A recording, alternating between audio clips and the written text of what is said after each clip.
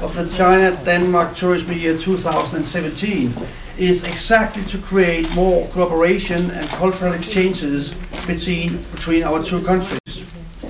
As Denmark and China differ very much in size, the main purpose of Visit Denmark is, of course, to increase the number of Chinese tourists coming to Denmark. We want them to stay longer, and we want them to visit more than Copenhagen. And of course, Odense is the most important destination then. The 24th of February, I had the pleasure to participate in the official opening of the Danish-Chinese Tourism Year in Beijing. The Tourism Year was launched by our minister, where he took part in a tourist museum mermaid in our tourist logo. This is also pointed back to all these activities has already made a lot more awareness for Denmark. Good morning, everyone. My name is Yang Qianxi, a member of TED Voice, another group in China. I'm very grateful to Mr. Peter Albæk-Yu, Mayor of Odense, and Mr. Jan Olsen, CEO of Visit Denmark, for granting me the title of Danish tourism spokesman.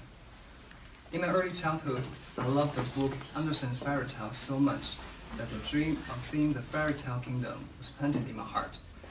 This year is China-Denmark Tourism Year, and it's my great pleasure to have this opportunity to realize my dream by visiting Denmark to see this amazing dreamland. It's also my great honor to be chosen by Visit Denmark as Danish tourism spokesman. The food, view, and customs here have always been attractive to me. As Danish tourism spokesman, I will do my best to get the beauty of Denmark across to China and bring back more Chinese tourists to Denmark to enjoy the charm of Fairy Tale's kingdom. It's both a privilege and pleasure to speak and share with you.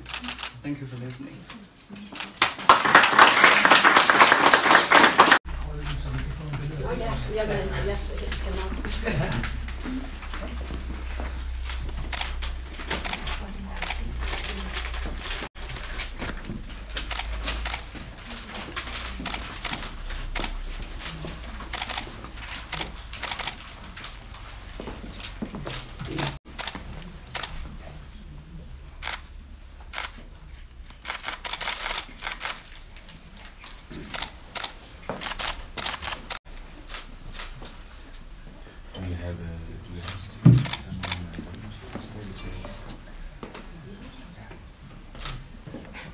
这个也是丹麦童话，是由一个丹麦的著名的一个画家做的。没有插画，所有的插画都是作家做的。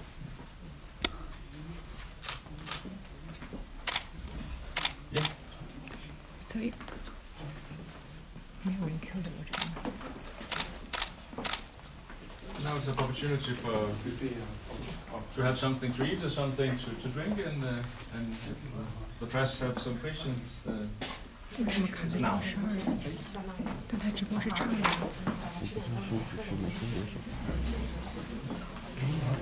是不是顺畅？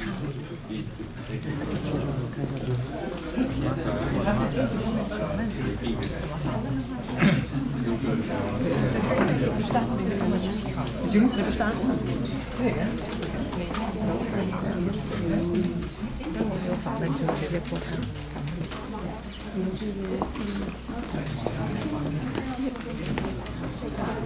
视频发出来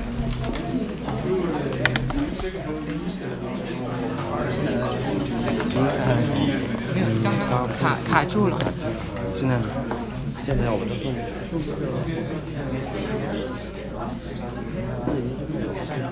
他这网也要不行，就用我的是4G，现在显示他也是4G。我就定着。我试过，就只有我那个好用吗？你们先看看直播能不能自己你这网不行，但我不知道国内。刚才好用吗？我觉得我这个啊，有了。然后但问题是你还就是这样的。国内坚持。这个要怎么用？我这个好用。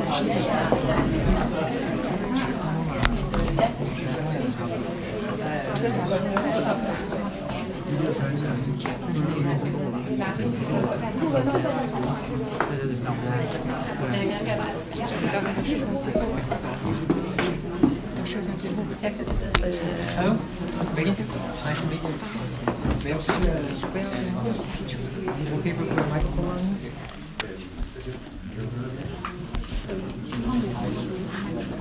这是哪家电视台？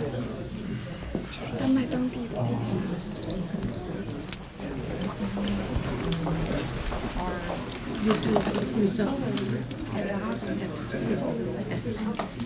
Så jeg oversætte for mig. Jeg tænker, det er to spørgsmål. Hvad betyder det at være udnævnt til turistambassadør? Ja, og hvordan har du tænkt dig at promovere det i Kina? Og efter det spørgsmål vil jeg gerne have, at du oversætter. Ja, Tak. og han taler færdigt. Ja, selvfølgelig. Eller skal vi bare overføre? Når han taler færdig, så må du gerne oversætte svaret, så jeg har det helt uden... Okay?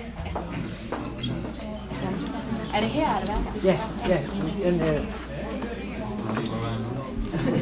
please come a little closer. Please come a little closer.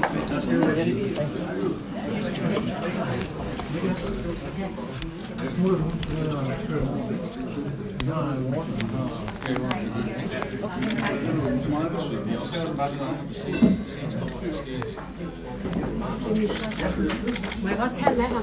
Ja, ja, ja.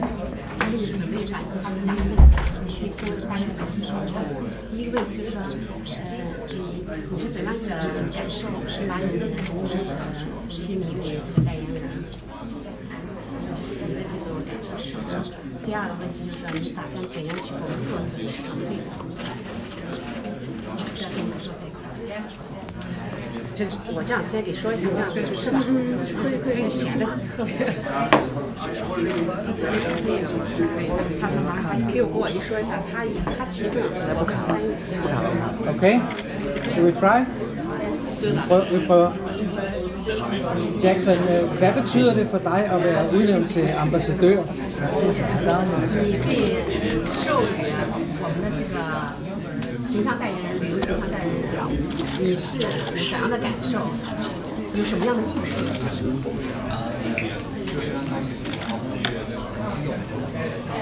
因为我也非常喜欢丹麦这边风景，然后从小也看过安徒生童话。Han er meget glad, han er meget exciting. Da han var lille, han også elsker at læse hos Andersens eventyr. Så han elsker den der beautiful country. Hvordan har du tænkt dig at promovere H.C. Andersen i Kina? 你准备做这个推广在中国市场？我会自己先进去公园，然后拍个视频，然后会给中国的粉丝还有一些大众去看，然后推广丹麦一些美景。 For det første, han vil gerne rejse rundt i Danmark. Han skal selv opleve noget her i Danmark. Og det andet så han vil gerne tage nogle, sætte nogle blog og skrive nogle artikler, tage nogle video, og så han har så stor follow, så det er mange alle sammen begynder at dele hans oplevelser i kinesiske marked. Thank you very much. Thank you. Excuse me. I'm sorry. Kan vi gøre det en gang til, fordi jeg kunne godt tænke mig, at Jackson kigger på mig, når han svarer, i stedet for at kigge på dig. Gør det, please. En gang til. 再做一遍，因为他说你刚才是看着我说，他不让你想看到他说。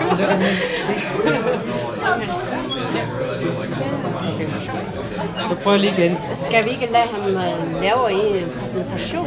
Hvem er han? Jo, men det ved jeg godt, fordi det har jeg researchet.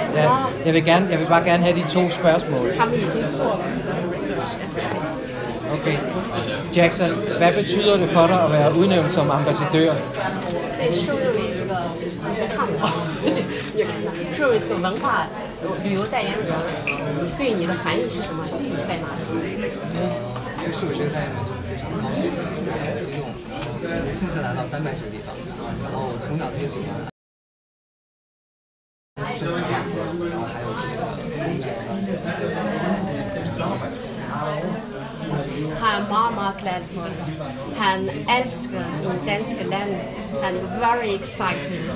Da han var meget lille, han faktisk læser utrolig meget danske H.C. Andersens eventyr. Så han vil gerne virkelig glade, sådan at han blev nævnt som talsmand. Hvordan vil du promovere H.C. Andersen hjemme i Kina?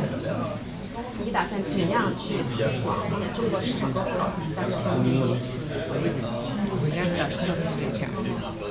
然后把这些遇到的景色，然后一些拍下来，然后视频，然后给中国去年大学去看去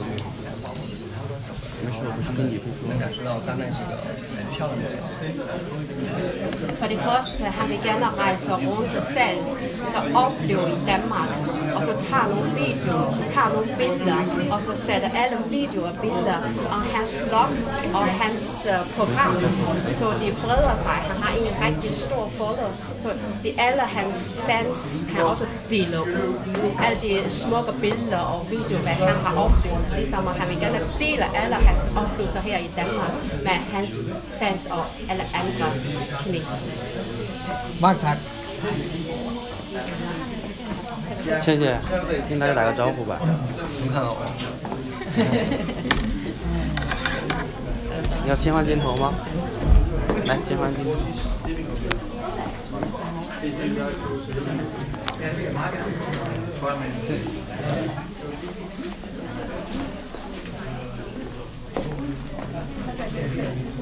Hello。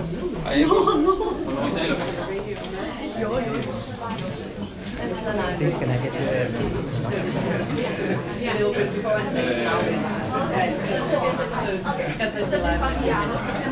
Altså jeg vil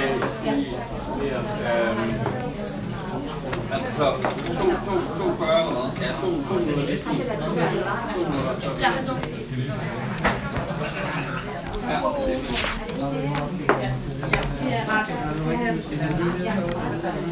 minutter. Two questions for a from newspaper. Danish radio. Really quick afterwards. Yeah. I have some questions, of course, and also in like in 2 minutes. Yeah, 等2分钟，等2分钟。 And I also have a small present, but I will show you when we live. 还有小礼物，给我也分一下。 And of course, I will ask you, like he did, I will ask you, what will you do as an ambassador? And 我要问你的问题，第一个，我要去fortælle ham, så ligesom han kan forberede lidt. Så lige den der第一个问题就是，你作为一个代言人，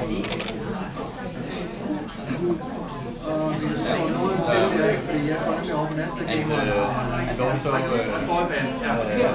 maybe like you said before in your speech, why you like Denmark?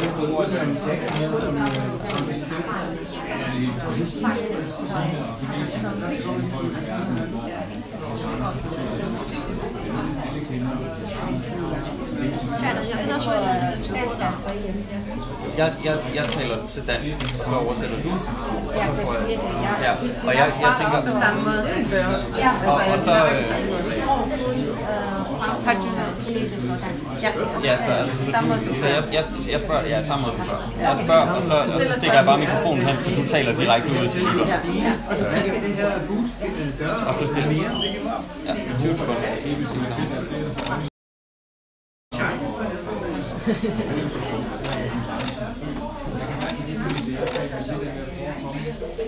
很漂亮脸，打开了。哎呦我们这小鲜肉给带的。哦，对对对，这是你。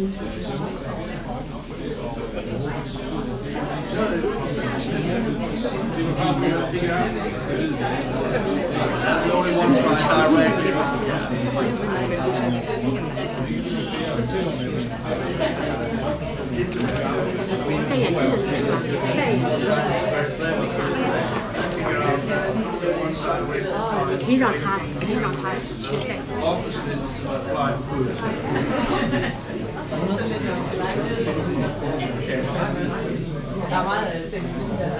det er, at jeg får lov at komme allerforrest i køen.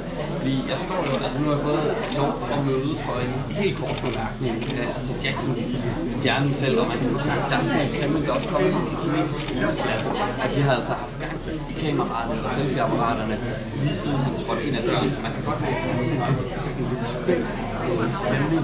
Først og fremmest Jackson lige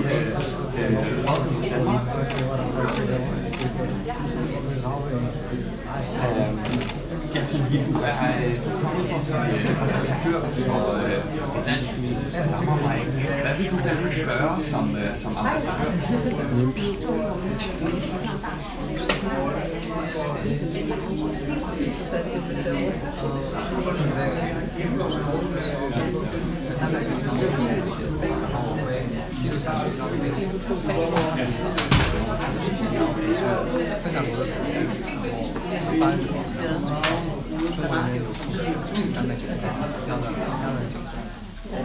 Det første, han vil gerne opleve her i rejser rundt her i Danmark, så tager nogle billeder, tager nogle videoer, og så kommer hjem og begynder at dele alle videoer og billeder til alle hans fans.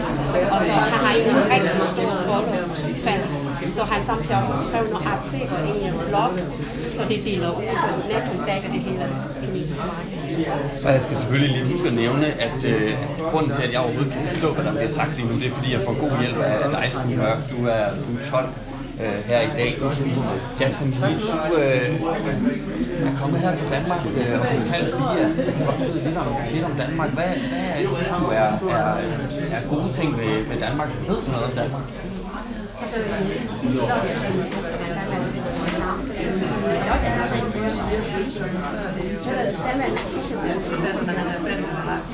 为从小就听，就是会看那个安徒生童话，而且我觉得就是全球基本每个小朋友从小都会看的一个东西，然后就很喜欢这个安徒生童话。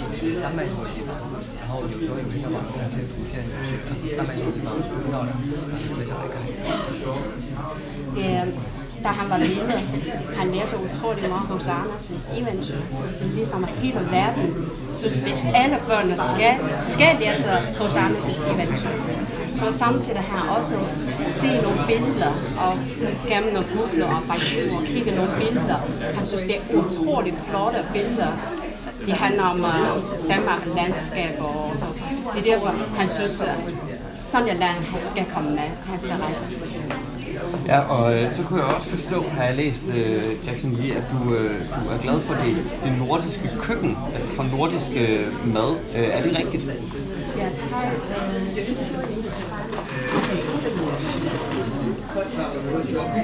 yes.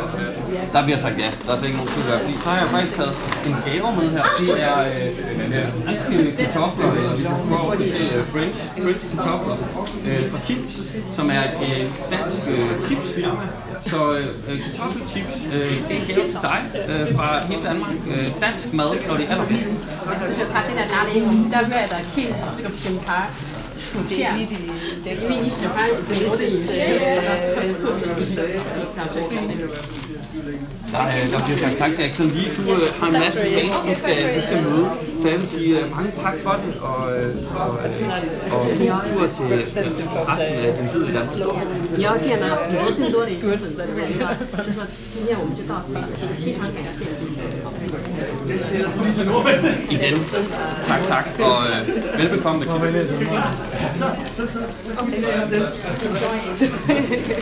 You got some Danish fast food. Please enjoy it. Jeg kan sige, at borgmester Peter Rabiul, han så allerede kigger på studiet. Thank you once again. Thank you very much for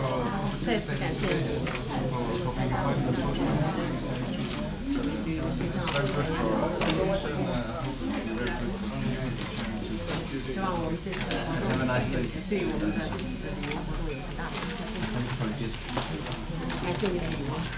Bye bye.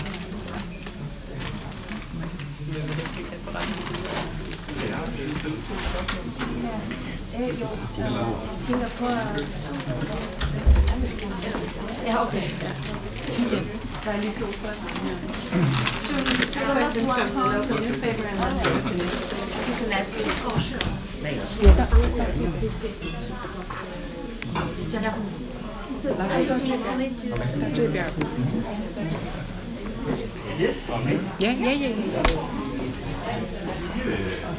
Spørge ham om, hvor meget han vidste om Odense, før han kom her til byen.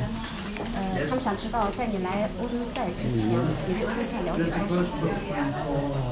知道这个是安徒生的故乡，然后从小安徒生童话这个书。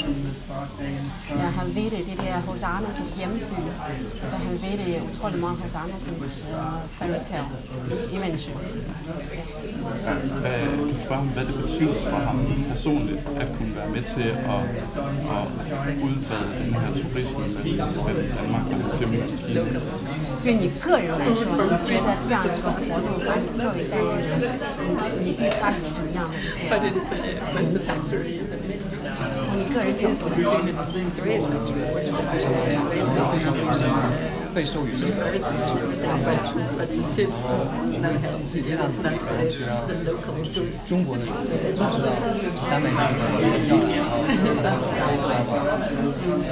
，at han er meget personlig, han er meget glad, at han er nomineret som talsmand, turisttalsmand, repræsenterer Danmark.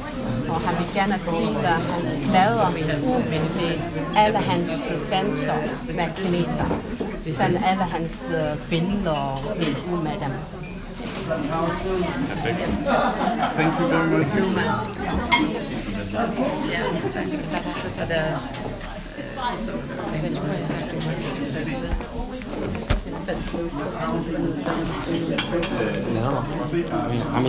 跟大家打个招呼。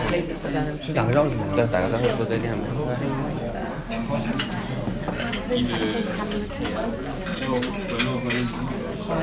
好了，然后我们就等13号的直播。